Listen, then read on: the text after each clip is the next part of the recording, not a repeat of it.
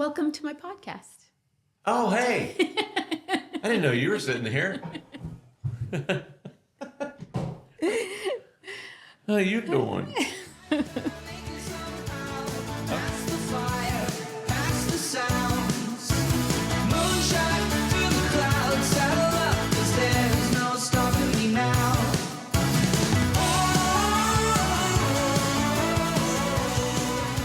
So we're gonna do a podcast. Yeah, what are we gonna talk about?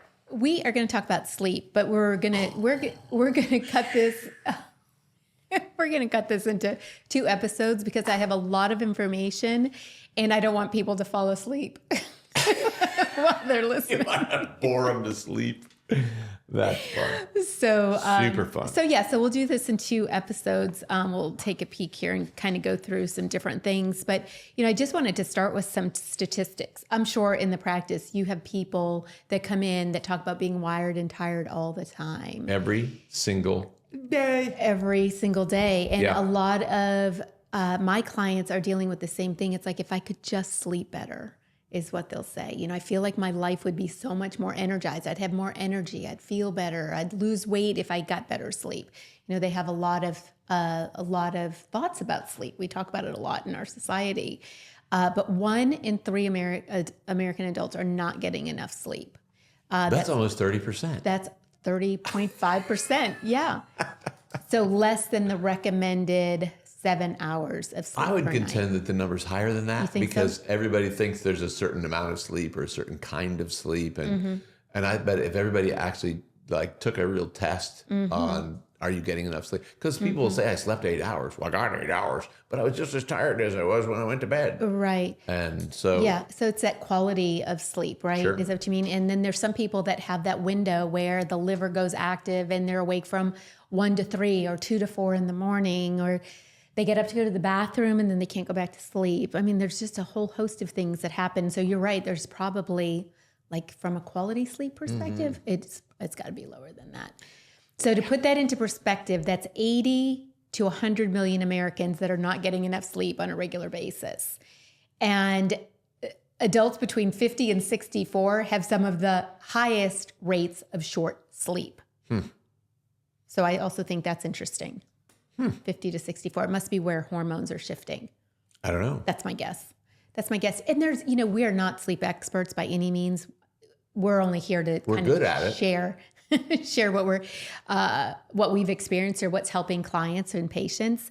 But Andrew Huberman Labs, he is a sleep guy. Also eye guy, I think. He does a lot with eyes too. Okay. But I think he sleep and eyes. I think those are his 2 specialties. So tune into him. He's got some great guests that he has come on, and he just has a wealth of knowledge there. Do people have a hard time getting to sleep, or do they have a harder time staying asleep?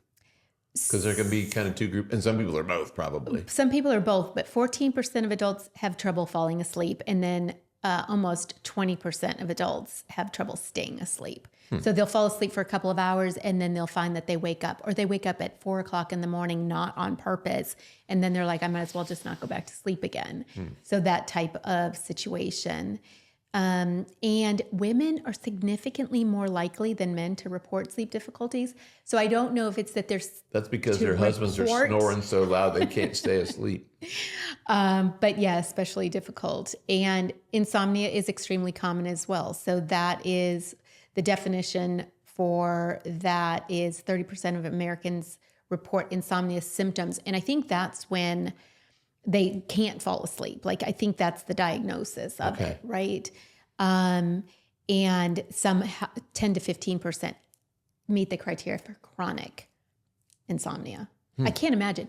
When I, just think about how exhausted we are when we have to get up early to travel and we feel tired and then we're up later than we want. Or if in the times where we've had newborn babies in our home and you really are so sleep deprived and your brain just cannot function. Everything just starts to shut down. The world's not as fun. The world's not as fun. It's less not fun at all to be awake when you can't sleep. Yeah. But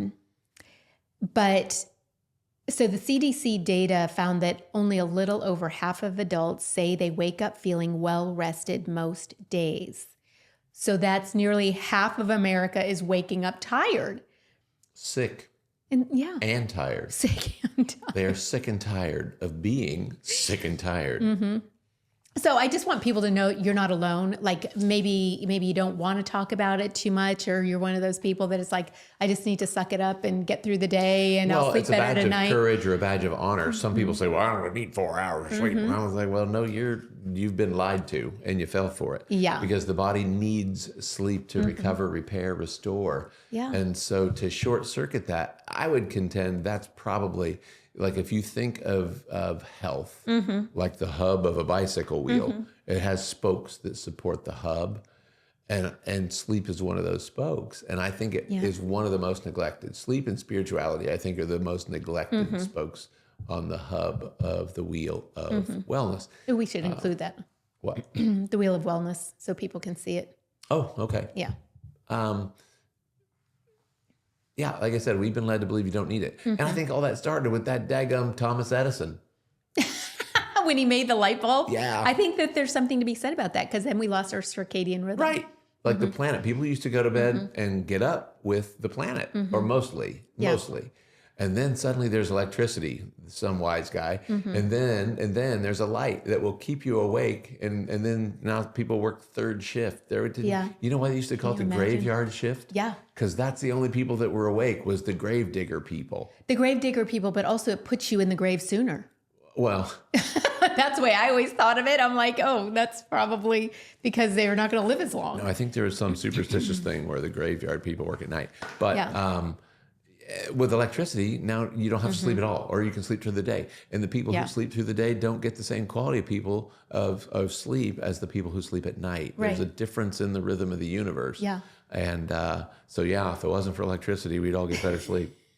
There you go. So today and next week, we are going to talk about how to create your best night's sleep ever. And that's not with expensive gadgets, because we're off the gadget train. At this point, we want you to use. We are? Well, I am. Like, don't buy an Aura ring. That's just me. I found myself too obsessed with it. Or complicated routines. Like, we want to simplify your life.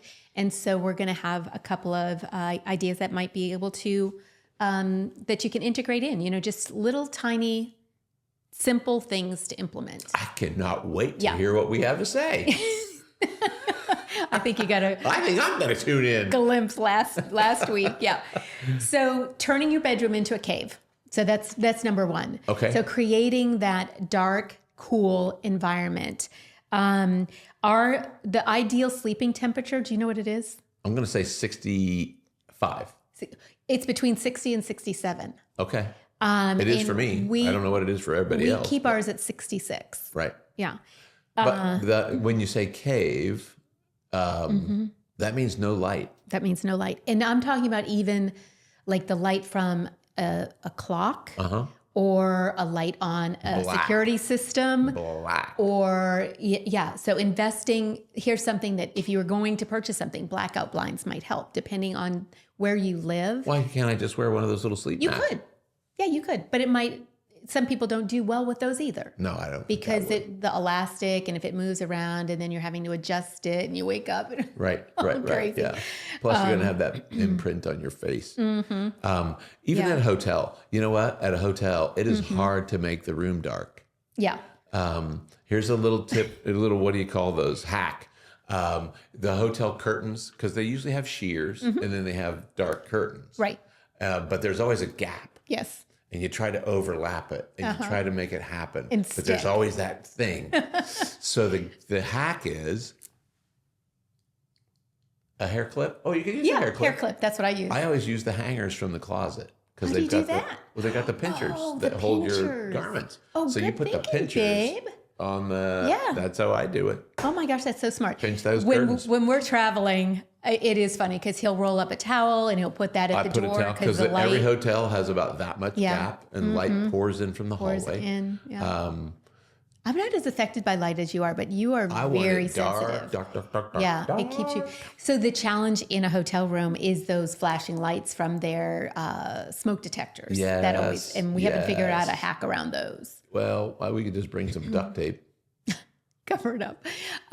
The other thing, another trick for at a hotel is when you set the thermostat, obviously lower it down, but also keep the fan running constantly so that you don't have that jarring sensation the noise of other starting guests. the noise of other guests, but the starting and stopping of the HVAC equipment. Oh, yeah. Yeah, it just keeps kind of like a steady tone. Sure. But our body naturally lowers its core temperature. And so if we don't match it on the outside, then we're just kind of fighting against our biology. You know, if you're trying to sleep in a warm, stuffy room, then your body is trying to, it wants to stay cool. And with all that on the outside is just struggling to get where it wants to be. So ceiling fans sometimes can be helpful. They have different... Both for noise and air movement. Yes. They have cooling mattresses, like different types of But mattresses we're staying now. away from the gadgets. Yeah, that's true. That's why if you have a ceiling fan in your house or something like that. Yeah. Socks versus no socks. I'm a no socks. I am a socks when I first go to bed.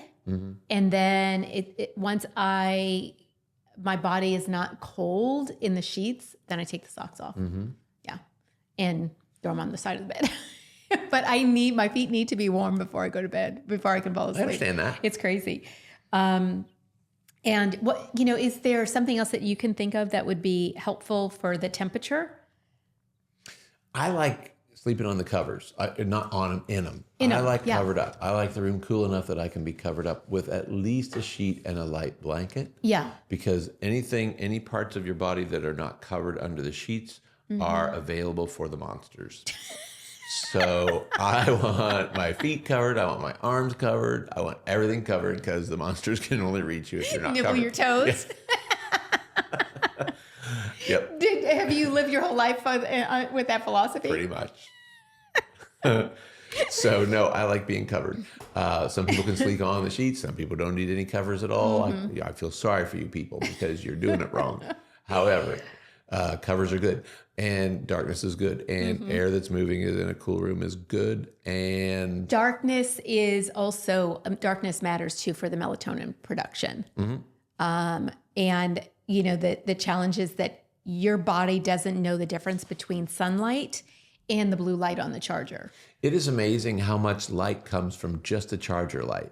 I Like know. when the rest of the room is black, that little tiny blue light is Glowing. bright. Yeah. Like It's glowing. shut that thing off or cover it up. When we were traveling a couple of weeks ago, I didn't want to unplug the alarm clock for the clock setting thing. So I just put like my t-shirt over it, to block the light. Yeah. So there is a lot of chitter chatter about blue light too, not just the blue light. Not just the blue light from like a charger, But or its anything impact like on that. the brain. But the impact on the brain It's from the devil, basically. from fluorescent lights, Right. our phones, even LED. Anything LED is going to be keeping your system on high alert. Yeah. Which is really what we're talking about. Yeah, keeping your system on high alert, It's sympathetic dominance, which is why you're which is making it hard to sleep. sleeping. Yeah. Yep. So the real issue though is not necessarily blue light. It's just bright light at night because that messes with your circadian rhythm. The emotional activation from being on a phone, not necessarily just the blue light part of it, but we'll talk about that a little bit more. And yeah, just focusing, like when you're on your phone, you might get a funny thing here and there, but you're usually reading bad news. Yeah, I'm amazed by the people who will stay up and watch the news at 11 or whatever. If you live in a different time zone, maybe it's at 10. Go to sleep And then expect to with get that. sleep. I Yeah. know. Like 'Cause it's murder, fire, not- pestilence, war, and famine. Have a nice day. And then you try to go to bed. And then you try to go to bed. Yeah, it's just crazy. So just dimming lights 1 to 2 hours before bed. And there actually are, I just heard about this on Dr. Huberman, or he's not, is he a doctor? I don't know. Huberman on his podcast. Hello, Huberman. But he was talking about something called raw bulbs, RA bulbs. And they have a morning setting on it, and then they have a daytime setting on it, and then they have a nighttime flicker setting on it, so that it's a softer candlelight effect, which makes you think about in your grandparents' day, because that's how they did stay up, is with candlelight. My grandparents had lights. Their Well- grandparents maybe didn't. Yeah. Yeah, that's true. How old do you think we are? I guess back in the 1980s or no, the 1800s. Yeah, let's go way back because our grandparents had light. So it's consuming stress before bed, basically. Don't do that. Quiet time. Yeah. If you're going to read something that's pleasant. You know, it's a nice time to go into prayer and gratitude mode. Here's the funniest part of the brain. It won't go to bed on anxiety if it's in gratitude mode. You could either be in thankfulness or you could be in the world. You can't be in both places. And so sometimes you got to just decide where you put your brain. Yeah. If you're going to let it get quiet. Right. If you're thinking about the problems of the day or the day tomorrow, like you don't even know if you get to wake up and that's the whole prayer, right? Now I lay me down to sleep. But focusing on the future is where fear can be really challenging. And focusing on the past can be super challenging. So being thankful in the moment is really a nice way to just let your brain say, thanks, see you tomorrow. Right. Yeah. And a lot of times people say, I don't like to pray at night because I fall asleep. Happens all the time. But what is there a better way to fall asleep than in prayer? Just a conversation God with totally understands. Yes, he knew you're going to fall asleep. No, and he doesn't mind. He designed your body that way. Right. That's how we know we're not him. And that's how, I think it happens because you feel so much peace. Like it's flooding your body with peace. So don't let that be a deterrent for praying before bed. So when should you stop eating during the day? Well, if you... So I have I'm a sure theory there's a about right this. answer. Yeah. I'm going to say a minimum of 2 hours before you go to sleep. Right. It again falls in with circadian daylight stuff. Right. Yeah. So not eating after dark. Oh, that makes sense. Yeah. But that changes. So I can eat until 9:30 tonight. You could. But I'm not gonna, because that's a horrible mistake. Yeah. A lot of times for my clients, I usually tell them, don't eat after 6. But in the summertime, we are doing more things and if we're out later and up later and the rhythm changes for sure. And we're not as tired in the summertime, I don't feel like. Don't kid yourself. Are you tired in the summertime? Well, I just feel like we're more energized. Yeah. The winter, darkness does make it hard to stay energized. And light probably is more energizing. I think there's probably some truth to that. So one of the things, if you're eating, let's say 6 o'clock, the benefits of that are going to be less reflux. Okay. So you're not going to wake up because your body is bothering you, like your chest. Digestion is a process. Yes. Think of it like a factory. There's conversion going on. Yeah. Everything you eat or drink is being converted to one of two things. It's either energy fuel or it is body. It's your body's converting what you've eaten into tissue. And the conversion is like a factory. It's going to work all night long or for a certain amount of hours after consumption. So if you go to bed on a full belly, it's going to be hard to get a good night's sleep because there's a lot of work being done. There is. So blood sugar kind of gets wonky too. And your body's just spending too much time trying to digest. And carbohydrates in the evening meal makes it, carbohydrates are energy fuel. We've talked about this before. They are. And so if you eat energy fuel before you're trying to sleep, your body says, why did you do that? Yes. If I'm not going to burn these off, I got to convert them to fat. Got to figure something out. Welcome to the liver disease that you never thought you'd have. Also, alcohol before bed or at nighttime is... Watch it. We are going to talk about alcohol before bed. Your mouth. It does. There are known studies about how it affects. I know it's 100% poisonous, but I can't have wine with breakfast. People will talk. I can have wine with dinner. Okay, at 6 o'clock, and that might help. All right, we got to start. But not every night. Dinners a little earlier. And a lot of people. I didn't realize how many people snack, like do late night snacking. What do you mean? Like late night snacking, like they'll have their meal, say 6 or 7 o'clock, but then before they go to bed, a lot of people got to have something. 10:30 or 11 o'clock at night. Just I get so hungry. I don't want to go to bed on a hungry stomach. I know. So I thought that was interesting. So if you're going to snack, if what you're should one they of have? those, some protein-rich snacks, like a little bit of cottage cheese, maybe a couple of spoonfuls out of the carton. There's no crunch in cottage cheese. You kidding me? I'm having some chips. Yeah. You are not eating chips. Those are not high protein. I want some crackers or some chips. I want to dip them in something gooey. Okay, you guys, do whatever you want. He's obviously going rogue. When was the last time I did that? snacking at night. It's a bad plan. Yeah. Well, yeah. So you could have a collagen drink. You could have a protein shake. Have a glass of water. Have a glass of water. Yeah. Basically, you're not hungry. You're not hungry at all. You're probably thirsty. Bored. Most people. Yeah. That's another underestimated thing is electrolyte balance and fluid intake. Yeah. But yeah, you're not probably hungry before bed. You might be a little thirsty. So put some water in there and go to bed. Go to bed. Yeah. Or don't, because then if that's going to make you wake up, just go to bed. It's good, but don't eat. No, if you need something, and then you'll be good. Make sure that you get some. Do you like to sleep with the windows open? I do, and yet not everybody in my family does, so it stays closed a lot. Mm-hmm. Well, doesn't it depend on the humidity? The humility of it. The humility of it. Yeah. Yeah, because that is. It's kind of silly to sleep with the window open if it. You don't want the air conditioner running in the window or open at the same time. It's an energy consumption thing. Yeah. But like some of your best sleep is out in your camper. Yeah. And cold. So. Oh, I like it cold. I want it cold. But do you have the windows open in the camper? Yes. Yeah. Well, unless it's the dead of winter. Yeah. And then I've got a little heat going. Mm-hmm.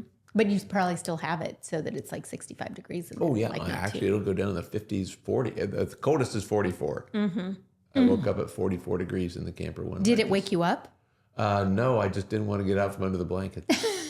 And I probably needed more blankets, if I'm being honest. Yeah, probably. But I just wanted to see how cold, because the camper stayed at 44, but it was actually 11 degrees below zero. Super cold, yeah. Right, so the heater was working hard, but the camper never got below 44, which was pretty cool. So, and then when the window's open, you're also having those nature sounds. So the psychological effect just from that is kind of nice. The birds wake you up. Yeah. Currently, the birds wake you up at 5:15. Yeah. Yep, I hear them. 5:15 is when they work. Tweet, tweet. Yeah, that feeling of being connected to nature, better ventilation. Just think about how wonderful it is, like taking a nap outside. That just feels so good. In a hammock or on the porch. Yeah, you could be laying right on the grass. Absorbing all those ions. Yeah.